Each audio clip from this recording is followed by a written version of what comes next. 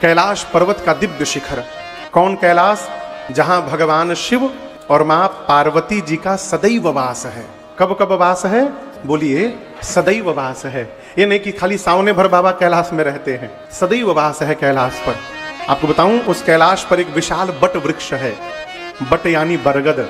बरगद को विश्वास का प्रतीक माना गया है। बट विश्वास अचल निज धर्मा। भगवान शंकर इसी बरगद के वृक्ष के नीचे बैठ के भजन करते हैं। आपको एक बड़ी गूढ़ बात मैं बताऊं, हमारे जीवन के व्यवहार पर स्थान का बहुत प्रभाव पड़ता है। आप अनुभव में लीजिएगा, कभी अयोध्या, बगल में अयोध्या जाइए, जैसे मंदिर के परिसर के क्षेत्र में आप पहुंचेंगे, बिना किसी के कहे आपके मुख से सीताराम सीताराम निकलने लगेगा, अपने आप निकलने लगेगा। आप कभी वृंदावन जाइए, श्री राधे अपने आप निकलने लगेगा, कहना नहीं पड़ेगा। स्थान का प्रभाव हमारे व्यवहार पर पड़ता है। इसलिए भक्त जो है, भगत के हर एक व्यवहार का स्थान निश्चित होना चाहिए। घर में कैसे महाराज? तो कहां बैठ के भोजन करना है? ये बुफेलो सिस्टम ठीक नहीं है। वो बुफे चलता है ना बाबूजी, बुफे, खड़े खड़े लोग पाओ। अच्छा आप बताओ, आदमी कहीं खड़े खड़े खाता है? पशु खाता है खड़े खड़े, मनुष्य नहीं खाता। उसका नाम बुफे नहीं है, बुफेलो सिस्टम है। कहां बैठ के भोजन करना है, कहां बैठकर परिवार की चर्चा करनी है, कहां बैठकर व्यापार की चर्चा करनी है, कहां जगत की चर्चा करनी है, कहां बैठकर आत्मचिंतन करना है। और तो और, पहले के राजा महाराजा झगड़ा करने के लिए भी रूम बनवाते थे। उस रूम का नाम होता था कोप भवन। जिसको लड़ाई करना होता था उसी रूम में जाके बैठ जाए। क्यों? हमारे व्यवहार से परमाणु का निर्माण होता है, जिसका प्रभाव हमारे जीवन पर पड़ता है। भगवान शिव इस बरगद के वृक्ष के नीचे बैठ के भजन करते हैं। क्यों? बरगद विश्वास का प्रतीक है। जब विश्वास की छाया में भजन करिएगा तो आपके भजन में और विश्वास प्रगाढ़ होता जाएगा। एक दिन भगवान शिव उस बट वृक्ष का अवलोकन किए, देखे, देखते आनंद आया है। क्यों? दिव्य को देखिएगा ना तो दिव्य भाव जन्म लेगा। दृश्य का प्रभाव हमारे मन पर और चित्त पर पड़ता है। वो बट वृक्ष इतना दिव्य था, नित नूतन सुंदर सब काला। गोस्वामी जी उसका परिचय देते हैं। नित मने, नित्य यानी नित्य, हमेशा। नूतन मने नया, सुंदर सब काला। किसी भी काल में चले जाइए, किसी भी ऋतु में चले जाइए, वो बरगद का वृक्ष सदैव दिव्य दिखाई देता रहता है। कभी मलिनता नहीं आती उस पर। बाबा गए, उसकी दिव्यता का दर्शन किए हो। अविलंब निज कर दासी नागरी पूछा। दास ना यानी बिछाना। नाग कहते हैं हाथी को। नाग मतलब हाथी का पर्यायवाची शब्द है नाग। यहां नाग माने सांप न समझिएगा। नाग यानी हाथी। रिपु मतलब शत्रु। तो हाथी का शत्रु कौन है? बाघ। बाघ के छाल को यानी बाघंबर भगवान शंकर अपने हाथ से बरगद के वृक्ष के नीचे बिछाएं, अब बिछा करके बैठ गए। काहे बिछाएं? कोई गण नहीं था बिछाने के लिए। देखिए, यहां छोटे छोटे बच्चे हैं, पढ़ने वाले बच्चे हैं। यदि जीवन में आप अपना लक्ष्य प्राप्त करना चाहते हैं तो जितना हो सके अपने एक एक व्यवहार के लिए अपने पर निर्भर रहने का प्रयास करिए। अब छोटे बच्चे हैं, केहू जगाई तो हम पढ़े। आप समझ रहे हैं? सवेरे मम्मी पापा जगाएंगे तो हम पढ़ेंगे। जिसको पढ़ने के लिए जगाना पड़ रहा है वो पढ़ भया। जिसको पढ़ना होता है उसको जगाना नहीं पड़ता है, वो स्वयं जगता है और जग के पढ़ता है। आत्मनिर्भर होइए। बाबा अपने हाथ से बागंबर बिछाए, बिछाकर बाबा बैठ गए। क्यों? भजन में जाना है। कहां जाना है? किसी से कहिए ना कि भजन करो, अभी उम्र बा 60 साल के बाद। कब करेंगे? 60 साल के बाद। गारंटी है का कि 60 साल तक रहिएगा? और बुरा ना मानिएगा, लोग सोचते हैं बुढ़ापे में कामे का रहेगा, खाली भजन करेंगे, आंख से दिखाइए नहीं पड़ेगा, क्या भजन करिएगा? मंदिर में जाइएगा तभी भगवान नहीं दिखाई पड़ेंगे, ऐसे ऐसे करना पड़ेगा। दांत सब टूट जाएंगे, राम की जगह आम निकलेगा। घुटने में दर्द होगा, अयोध्या जाके हनुमानगढ़ी दर्शन नहीं कर पाइएगा, कहें सीढ़ी कैसे चढ़िएगा, घुटने में दर्द है। इसलिए जब तक शरीर के एक एक अंग स्वस्थ हैं, जितना दर्शन करना है कर लीजिए। अरे चली जा रही है उम्र, अरे चली जा रही है उम्र, धीरे धीरे सब कर जाइए जो करना है। अलग से समय मिलने वाला नहीं है। हाँ, आप सोचिएगा जब फुर्सता समय मिली तब करें, अरे ना मिली न रुआ करें। बाबूजी, एक राजा ना घोड़ा पर बैठ के गया शिकार करने। राजा के घोड़े को प्यास लग गई, लगा ढूंढने जंगल में कहां पानी पिलाएं इसको।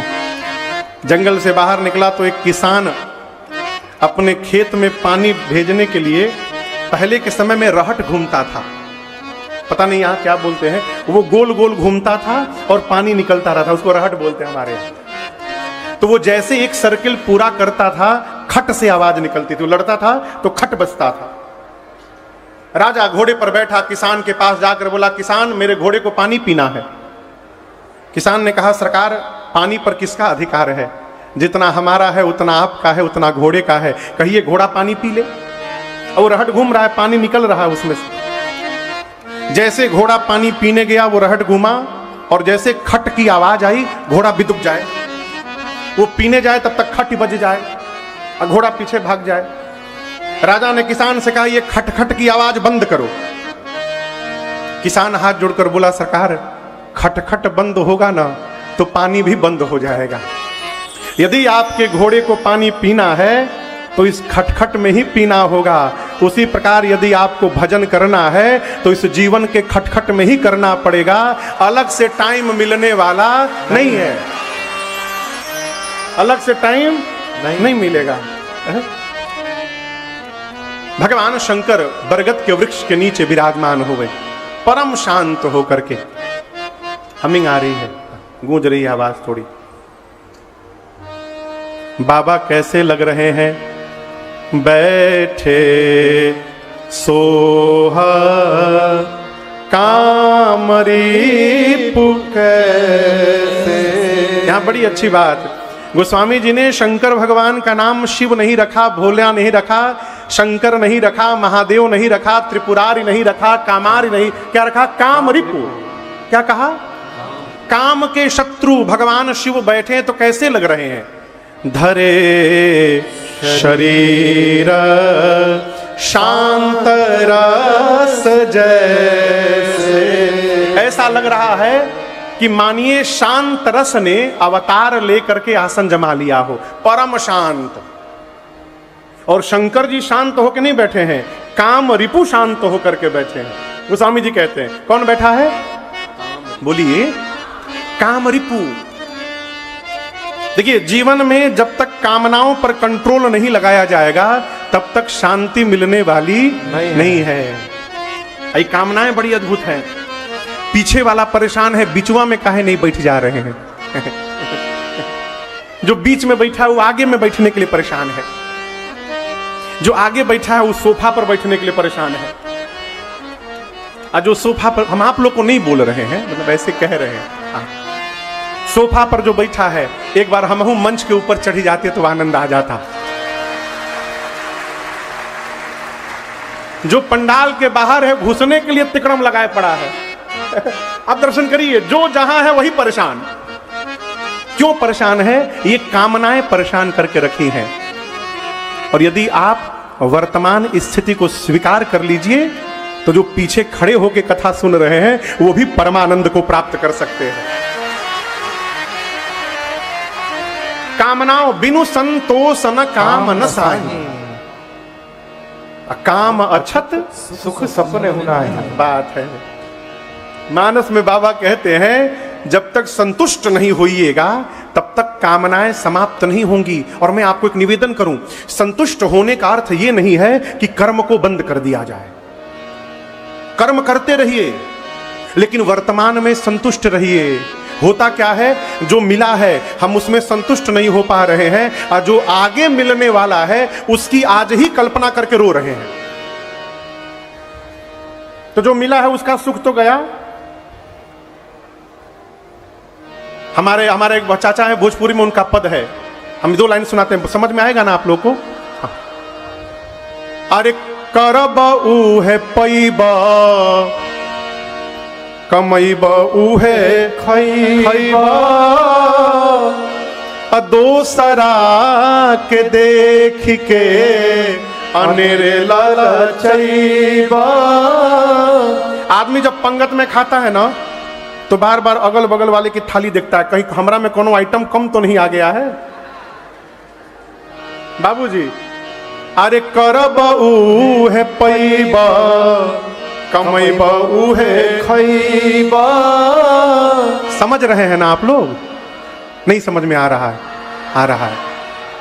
दोसरा के देखी के अनेरे ललचैबा। कभी आप लोग बिहार टॉनिक का नाम सुने हैं? आप में से कोई बिहार टॉनिक का नाम? बिहार में सत्तू को बिहार टॉनिक कहा जाता है। चना का सत्तू होता है ना, सवेरे सवेरे घोल कर पीजिए, थोड़ा नींबू डालकर, जलजीरा डालकर, मिर्चा छोटा छोटा काट करके, वही में आम के अचार के मसाला भी डाल दीजिए, क्या बात है, अमृत। साधक कहता है, अरे सत्तुए पर सबूर करा। सबूर करे यानी संतुष्ट करिए। आपके भाग्य में यदि आज सत्तू मिला है, उसी पर संतुष्ट होइए। अरे सत्तुए पर सबूर करा, मिली ना पुलाव रे। संतुष्ट होइए। काहे के लिए?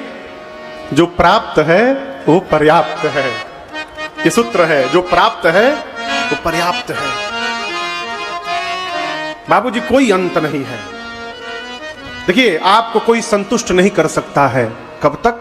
जब तक आप स्वयं संतुष्ट नहीं होइएगा।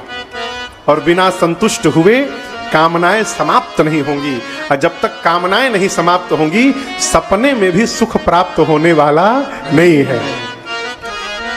भगवान शिव परम शांत होकर विराजमान हुए। ऐसा देखिए, शांति का पता जानते हैं? आंख से पता चलता है, चेहरे से।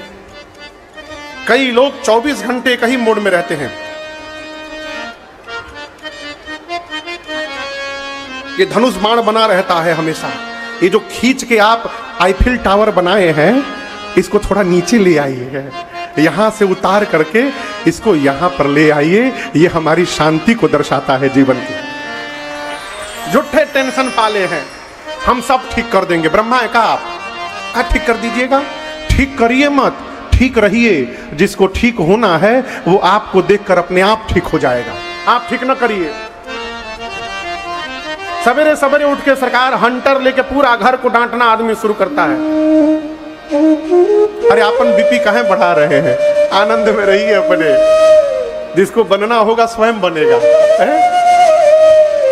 अधिकतर लोगों की यही समस्या है, हम सबको ठीक करना चाहते हैं। ठीक मत करिए, ठीक रहिए। जिसको ठीक होना होगा वो आपको देख करके ठीक होगा। बाबा परम शांत होकर विराजमान हुए। मेरी मां पार्वती जी ने भगवान शिव को देखा, परम शांत रूप में बट वृक्ष के नीचे बैठे।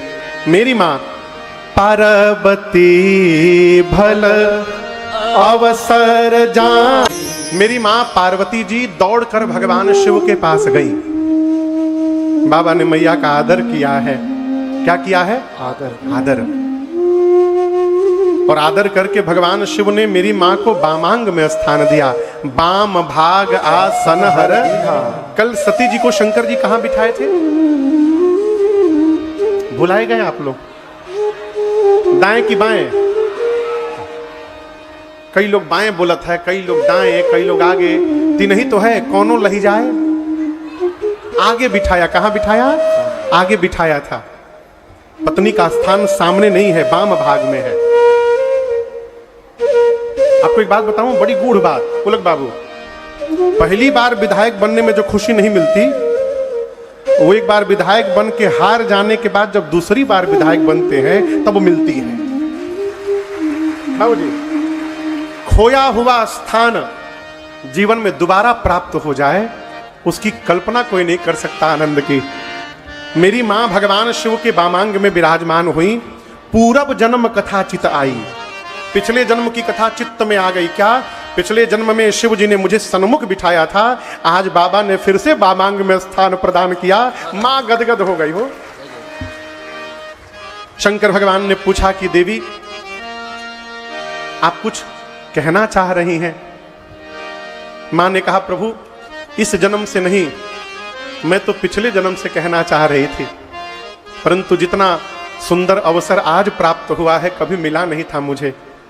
बाबा ने पूछा, क्या कहना है? पार्वती जी ने कहा, प्रभु आप मेरे नाथ हैं, आप समग्र विश्व के नाथ हैं। चलने वाले जीव जंतु, न चलने वाले वृक्ष, जड़ चेतन, सब आपके चरणों की सेवा करते हैं। आप प्रभु हैं, समर्थवान हैं, सर्वज्ञ हैं, समस्त कलाओं के गुणों के धाम हैं। नाथ, यदि आप वास्तव में मुझे अपने चरणों की दासी मानते हैं प्रभु, तो मेरी प्रार्थना स्वीकार कर लीजिए, आज मेरे भ्रम को समाप्त कर दीजिए नाथ। भगवान शिव बोले, आपको भ्रम है? मां बोली, इस जन्म का नहीं है, पिछले जन्म वाला है। शरीर बदल गया प्रभु, लेकिन भ्रम बदला नहीं समाप्त हुआ। शंकर भगवान बोले, भ्रम का है आपको? मां ने कहा, प्रभु जो मुनि लोग परमार्थ तत्ववेत्ता हैं वो कहते हैं कि राम जी ब्रह्म हैं। राम जी क्या है?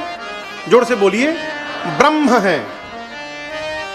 शेष, सरस्वती, वेद, पुराण, ये सब राम जी की लीला का गुणगान करते हैं। और जब से विवाह करके मैं कैलाश में आई हूं, तब से लेकर आज तक मैंने आपको केवल एक काम करते देखा है। आप हाथ में माला लेकर के, तुम पुनि राम राम दिन राति, सादर जपहूं अनंग हराति। प्रभु जब से मैं विवाह करके आई हूं, मैंने आपको दिन रात राम राम राम राम जपते हुए देखा है। मेरा प्रश्न है आपसे, आप वेद पुराण, शेष, सरस्वती, मुनि लोग जिन राम जी को ब्रह्म बताते हैं, क्या ये राम जी दशरथ जी के आंगन में खेलने वाले राम जी हैं कि कोई दूसरे अजन्मा अलौकिक तत्व हैं? बाबा ने कहा कि ये भाव आपके मन में क्यों आया, ये प्रश्न आया क्यों? पार्वती जी ने कहा, प्रभु जहां तक मुझे ज्ञान है, ब्रह्म अजन्मा होता है, ब्रह्म कभी जन्म नहीं लेता। ब्रह्म का कोई रूप नहीं होता, वो अरूप होता है। ब्रह्म निराकार होता है, निर्गुण होता है। मेरा प्रश्न है, यदि राम जी एक राजा के बेटे हैं, तो भला जन्म लेने वाले राजपुत्र को आप लोग ब्रह्म क्यों बोल रहे हैं? और यदि राम जी ब्रह्म हैं, तो भला ब्रह्म एक राजा का बेटा कैसे बन गया? पिछले जन्म में उनकी लीला देखी मैंने, इस जन्म में महिमा मैंने सुनी है। प्रभु मेरे मन में भ्रम हो गया है। और एक बात कहूं, अज्ञानी जानकर मेरे पर क्रोध न करिएगा। पिछली बार तो मैं आपसे विवाद कर रही थी नाथ, लेकिन इस बार मैं आपसे संवाद करने के लिए बैठी हूं। मैं राम जी की कथा सुनने के लिए बैठी हूं। आप मुझे बताइए, वो निराकार ब्रह्म साकार कैसे हो गए? जो निर्गुण है वो सगुण कैसे हो गया? राम जी के जन्म की कथा सुनाइए। मां ने क्रम से प्रश्न किया भगवान शंकर से। किसने प्रश्न किया? कौन माई ने? पार्वती मैया ने। पूछे मैया शैल कुमारी, कथा कहिए भोले भंडारी। किया वो निराकार भगवान साकार कैसे हो गए? राम जी के जन्म की कथा सुनाइए, बाल लीला सुनाइए, कैसे सीता जी से विवाह हुआ ये सुनाइए। राजा बनने वाले थे, किस दोष के कारण वन में चले गए वो सुनाइए। वन में राम जी ने क्या किया वो सुनाइए। कैसे रावण को मारा वो सुनाइए। वापस आए, अयोध्या के राजा बने, राजा बनने के बाद राम जी ने क्या किया वो सुनाइए। कैसे अपनी प्रजा के साथ अपने धाम गए वो सुनाइए। इतना पूछने के बाद मैया अंत में बोली, प्रभु पूछने में छूट गया राजन से जो भी, पूछने में छूट गया राजन से जो भी, रखिए ना गोपनीय नाथ उसको भी, रखिए न गोपनीय नाथ उसको भी। शरण में आपके शिकारी कथा कही भंडारी जी, शरण में आपके शिकारी कथा कही भंडारी जी, मुझे मैया शैल कुमारी कथा कही भंडारी जी, भंडारी जी, भंडारी जी। पूछे मैया शैल कुमारी कथा कहिए भोले भंडारी जी। मां ने क्रम से प्रश्न किया भगवान शंकर से, और दर्शन करिए। एक प्रश्न पूछूं? किसी भी व्यक्ति का नाम सुनते सबसे पहले क्या याद आता है? बाबूजी, हाँ क्या बोल रहे हैं बाबूजी? तो आप जोर से बोलिए आप लोग। चरित्र, बहुत बढ़िया। दूसरा का स्वरूप, क्या याद आता है? एक उनका स्वभाव चरित्र और दूसरा स्वरूप। मां ने भगवान शिव से राम जी के बारे में पूछा और ये दोनों शंकर जी के हृदय में प्रकट हुआ। हमारे पूज्य महाराज श्री कहते हैं, बाबू हम कहीं जाते हैं ना तो हम बाद में जाते हैं, हम जो होते हैं वो पहले पहुंच जाता है वहां पर। आप समझे मेरी बात को? किसी के आने की सूचना मिलती है तो आप नाचने लगते रहे हो, तो साधु है वो हमारे घरे आ रहे हैं। अभी वो भले लखनऊ से चले कि ना चले, लेकिन उनकी साधुता रायबरेली पहुंच गई। और कोई आता है तो अरे वो तो महापापी दुष्ट आदमी है, वो हमारे घरे कहाँ आ रहा है, हम जा रहे हैं हित ही बोल देना घर में नहीं है। जैसे मां ने प्रश्न किया, हर हर मने शंकर भगवान का नाम है हर। हर हर किसका नाम है? ही मने, ही मने हृदय। चौपाई दर्शन करिए।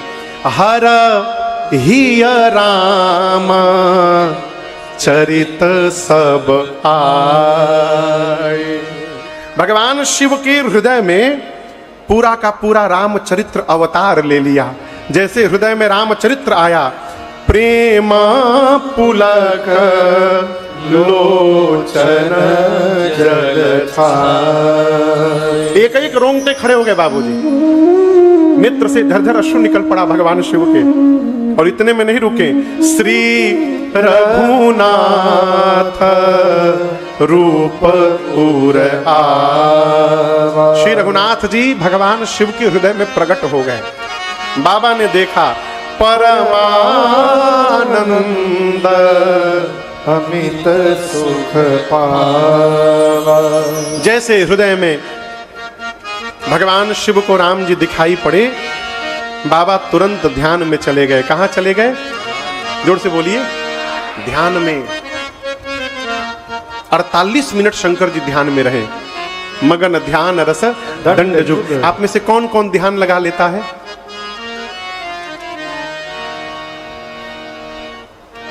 हैं 10-12 लोग हैं, वो ध्यान लगा लेते हैं। बहुत सुंदर, बड़ी अच्छी बात, बधाई हो आपको। हम नहीं लगा पाते हैं अभी,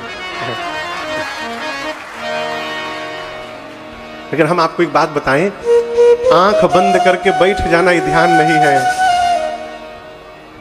ध्यान के पहले बहुत कुछ है। यम है, नियम है, आसन है, प्राणायाम है, प्रत्याहार है, धारणा है। जब इतना सिद्ध होगा तब जाकर ध्यान लगेगा, और ध्यान सिद्ध होगा तो जीव समाधि में पहुंच जाएगा।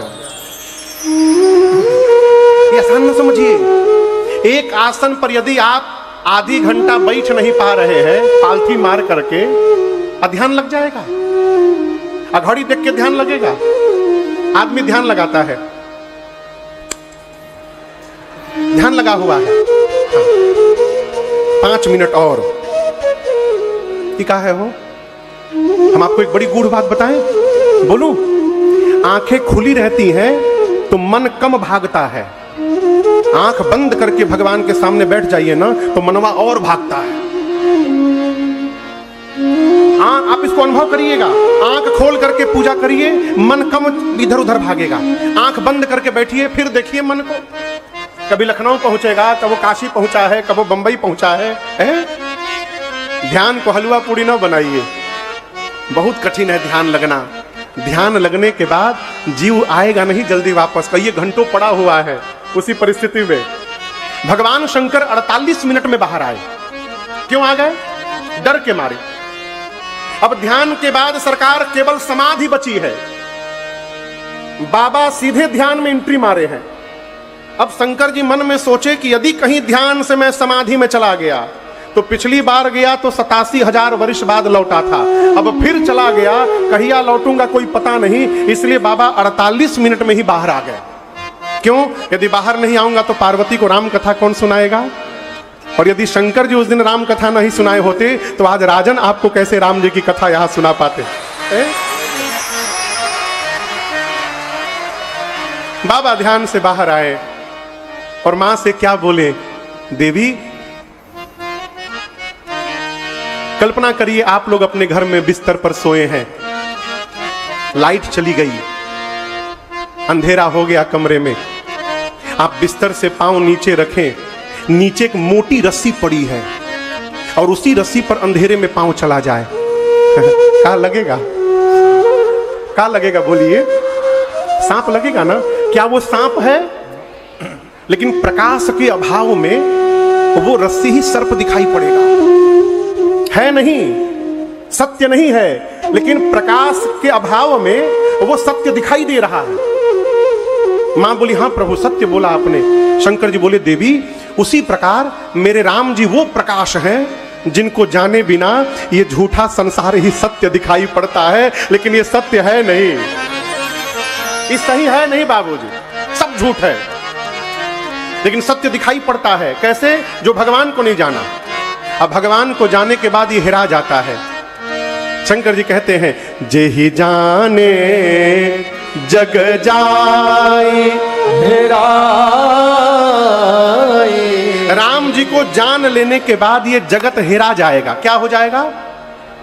बोलिए, हिरा जाएगा मतलब कैसे खो जाएगा? हेरा जाना भोजपुरी का शब्द है, इसको हल्के में मत लीजिएगा। भोजपुरी में हर एक छोटे छोटे व्यवहार के लिए शब्द बदल जाता है। हाँ? अब जैसे दर्द हो रहा है, अंग्रेजी में क्या बोलिएगा? पेन। ये नहीं बोलिएगा पेन हो रहा है, हिंदी में दर्द हो रहा है। भोजपुरी में आइए, दुखाता, बथता, चनखता, टीसोता, लेसोता, भभकता, बेधता, चिखुरता, ये शब्द अलग अलग शब्द हैं, सबके अलग अलग अर्थ है। सरकार, हेरा जाना मतलब खो जाना। कैसे खो जाना?